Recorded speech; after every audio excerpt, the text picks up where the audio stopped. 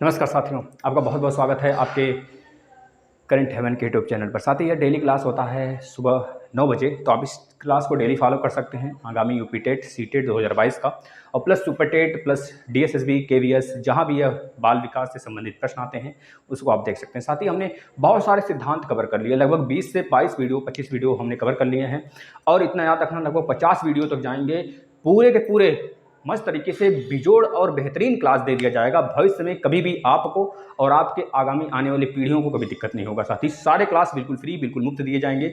नीचे टेलीग्राम का लिंक दिया गया है, आप टेलीग्राम पे ज्वाइन हो जाइए। जो भी PDF आते हैं, जो भी इन्फॉर्मेशन आते हैं वहाँ पर दिया जाता है। और प्लस बेल आइकन पे भी क्लिक कर लीजिएगा, जिससे आपको समय समय पर सारे अपडेट दिए जा सकें। आप मतलब मिलता रहे अपने आप। अपने भाइयों को जरूर आगाह करिए इस चैनल के बारे में। साथ ही तो चलिए हम लोग स्टार्ट कर लेते हैं। अगर वीडियो अच्छा लगे तभी लाइक करिएगा। साथ ही पहले आप लास्ट तक बने रहिए। देखिए यह फैक्ट लिए गए हैं डायरेक्ट। अभी मत समझना सर आप फैक्ट ही बता रहे हो, सर थ्योरी नहीं बताए। भैया प्रश्न कहीं ना कहीं आए हुए हैं, लगभग 12 प्रश्न ऐसे हैं जिससे हम 120 प्रश्न बना सकते हैं। और बाकी के बाकी हम बीच बीच में ऐसे भी टॉपिक लाया करेंगे जो आपके एग्जाम में आया गया है। एक टेस्ट समझिएगा अपना आप, है ना। और जो चीज़ें चल रही थी थ्योरी वाला वो तो चल ही रहा, आप देख भी रहे हो। पहला प्रश्न है, दार्शनिक परंपरा में मोक्ष एवं मुक्ति के साधन के बारे में किसने बताया है, बता दीजिए। या फिर इसे क्या कहते हैं? दार्शनिक परंपरा में मोक्ष एवं मुक्ति के साधन को हम क्या कहते हैं, किससे तुलना करते हैं?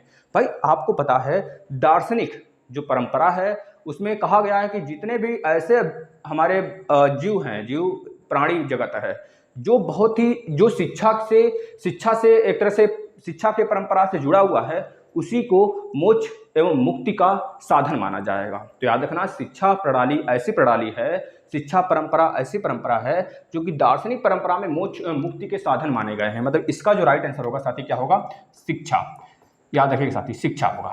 ठीक है भाई, याद रखना है। यहां से प्रश्न बने हैं, आपके एग्जाम में प्रश्न आएंगे। थॉर्नडाइक के अनुसार, थॉर्नडाइक आपको पता है कि भैया थॉर्नडाइक से कौन परिचित नहीं होगा? जो CDP पढ़ रहा है, जो शिक्षक भर्ती की तैयारी कर रहा है, थॉर्नडाइक से मतलब कि समझ लो अनगिनत प्रश्न आते हैं। तो इस वजह से थॉर्नडाइक पे ही केवल स्पेशल वीडियो हमने बना रखा है, थॉर्नडाइक सिद्धांत के ऊपर। आप लोग समझ सकते हैं, आप लोग देखिए उसको।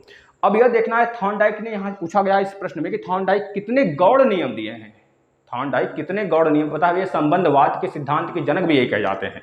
संबंधवाद के जनक के रूप में इनको जाना जाता है थॉर्नडाइक को, जिन्होंने बिल्ली पर प्रयोग किया था। आपको पता है पुनर्बलन वाला सारा सिस्टम इन्हीं का देन है। तो आप देख सकते हैं आकर वीडियो को। देखिए इन्होंने जो गौड़ सिद्धांत बताया था, गौड़ नियम जो दिया था, 5 गौड़ नियम दिए थे। ये डायरेक्ट आपको याद रखना है, कितने गौड़ नियम दिए थे? 5 गौड़ नियम इन्होंने दिया था साथी।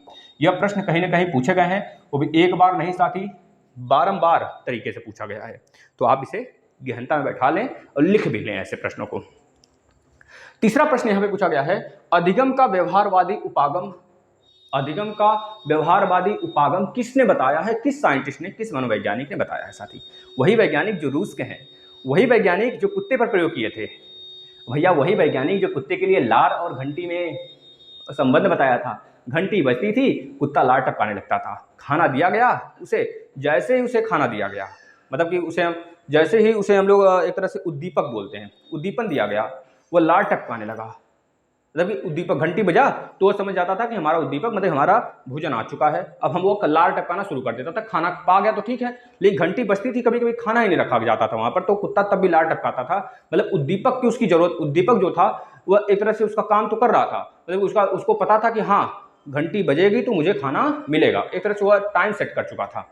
जैसे आप कभी देखते भी होंगे कि जब गांव घर में जब खाना वाना बन जाता है, सभी लोग खा लेते हैं, तो रात में 4-5 रोटियां, 2 रोटियां, 3 रोटियां कुत्ते के लिए बना दिया जाता है। जैसे हमारे यहाँ 2 रोटी 3 रोटी एक कुत्ते के लिए, 2-3 कुत्ते हैं गांव के, और उनको दे दिया जाता है। आके वो द्वार पे बरामदा वगैरह होता है तो उसमें बैठ जाते हैं। जब तक ज्यों वहां पर दरवाजा या फिर गेट खोला जाता है, तुरंत सब आके छुप लेते हैं। उनको पता हो जाता है गेट खुला रात में इसी समय, तो हमको खाना मिलेगा, भोजन मिलेगा, है ना। इस तरह से पावलाव ने भी प्रयोग किया था साथी कुत्ते पर। यानी कि अधिगम का व्यवहारवादी सिद्धांत जो है, उपागम जो है, वो किसका है साथी? पावलाव का है। तो यहाँ पर लिख लीजिए, इसका आंसर क्या हो जाएगा?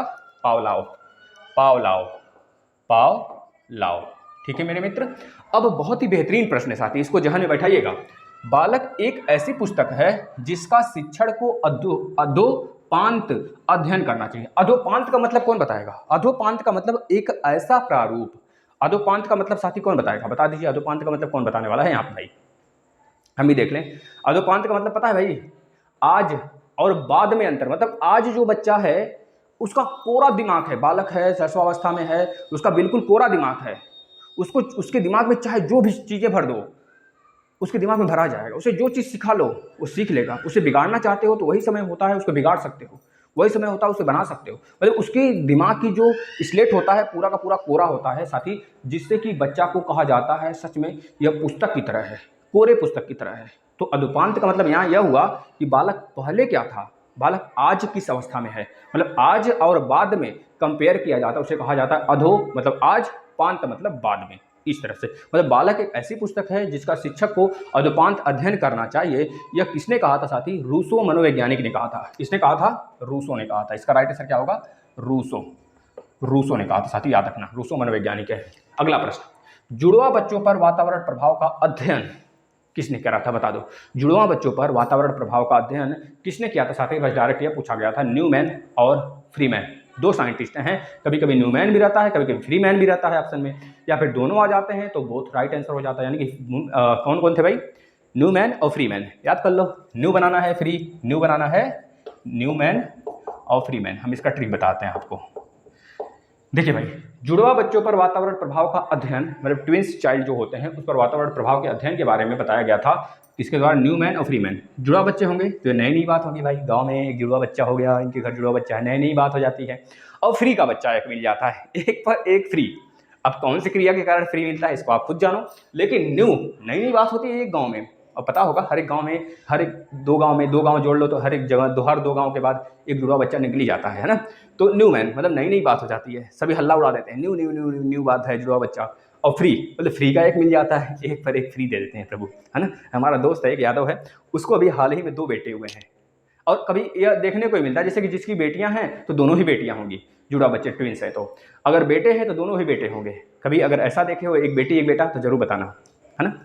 देखो अगला प्रश्न, वह शिक्षा पद्धति जो क्राफ्ट सीखने पर जोर देती है, वह शिक्षा पद्धति जो क्राफ्ट सीखने पर जोर देती है। सबसे पहले आपको क्राफ्ट के बारे में पता होना चाहिए। क्राफ्ट का मतलब कौशल, मतलब आपके अंदर गुणों को विकसित करने का एक प्रक्रिया, एक विधि, है ना। वही हमारा क्या कहलाता है? क्राफ्ट कहलाता है साथी। इसको क्या कहा जाता है? बेसिक शिक्षा परिषद कहा जाता है। बेसिक शिक्षा परिषद का द्वारा जोड़ा गया, मतलब इसको किसके द्वारा जोड़ दिया जाता है साथी? बेसिक शिक्षा परिषद द्वारा जोड़ दिया जाता है। लिख लीजिए, बेसिक शिक्षा परिषद द्वारा इस पर जोर दिया जाता है।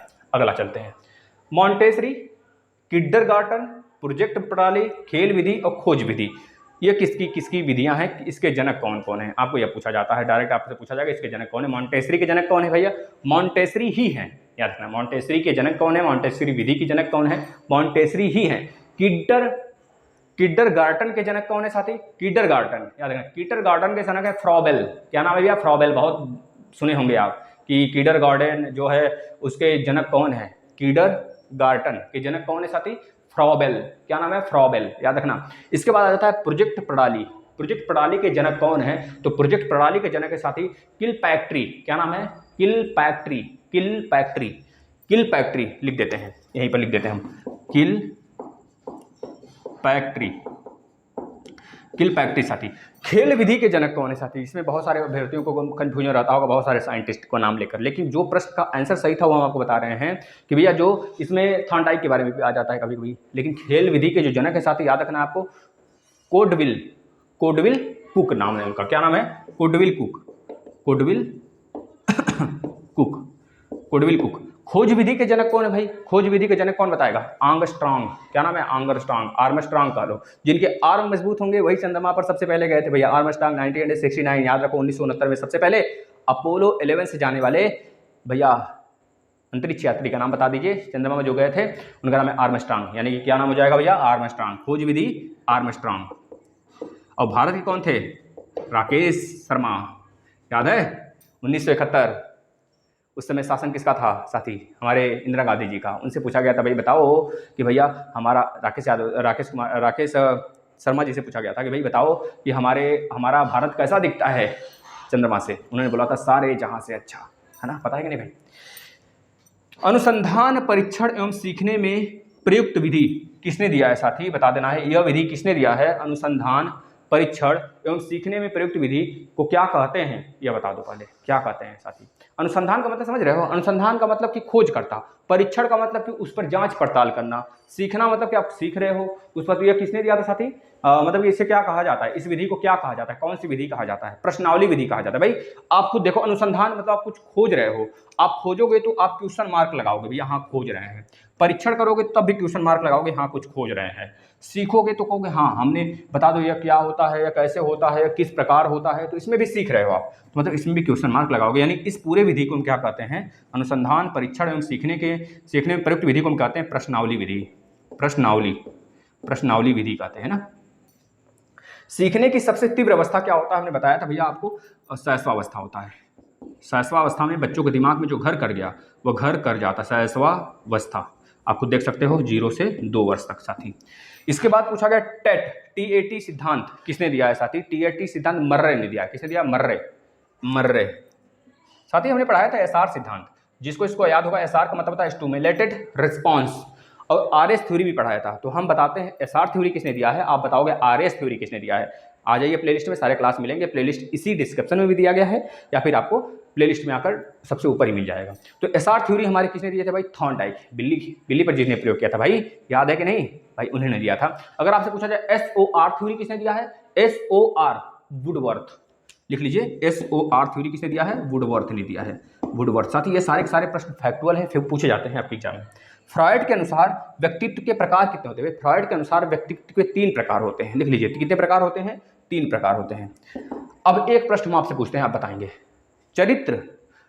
चरित्रहीन माता पिता के जो बच्चे होते हैं वो भी चरित्रहीन ही होते हैं, ये किसने कहा था, बताते कि नहीं, कौन बताएगा, डगरडल भैया। चरित्रहीन माता पिता के जो बच्चे होते हैं चरित्रहीन होते हैं, जब चरित्रहीन होते हैं तो वो डग डग करते हैं, उनका पथ जो होता है डगडगाता है। तो याद रखना यह बात किसने बोला था, चरित्रहीन माता पिता के पुत्र या फिर बच्चे या फिर बालक चरित्रहीन होते हैं, यह बोला था डगडेल ने बोला था साथी। यह रहा आज का पूरा प्रश्न, आपको कैसा लगा आप जो बताइएगा। ऐसे ही 3-4 वीडियो आने दीजिए, फिर उसके बाद हम फिर से थ्योरी स्टार्ट कर देते हैं। नमस्कार साथी, अगर आपको अच्छा लगता है तो आप व्यूज बढ़ाइए, हम आपका साथ लास्ट तक निभाएंगे साथी, सिलेक्शन तक, यह हमारा वादा है। बस आप हमारा साथ निभा कर रखें और शेयर करें, अपने साथियों को बताएं, भैया आप में इतना तगड़ा वाला जादू है ना, हम यहाँ से जादू करेंगे, आप अपने तरफ से जादू करो कि शिक्षकों की संख्या बढ़े, कम से कम ऐसे बच्चे यहाँ पर जुड़ें जो सच में पढ़ना चाहते हैं बिल्कुल फ्री।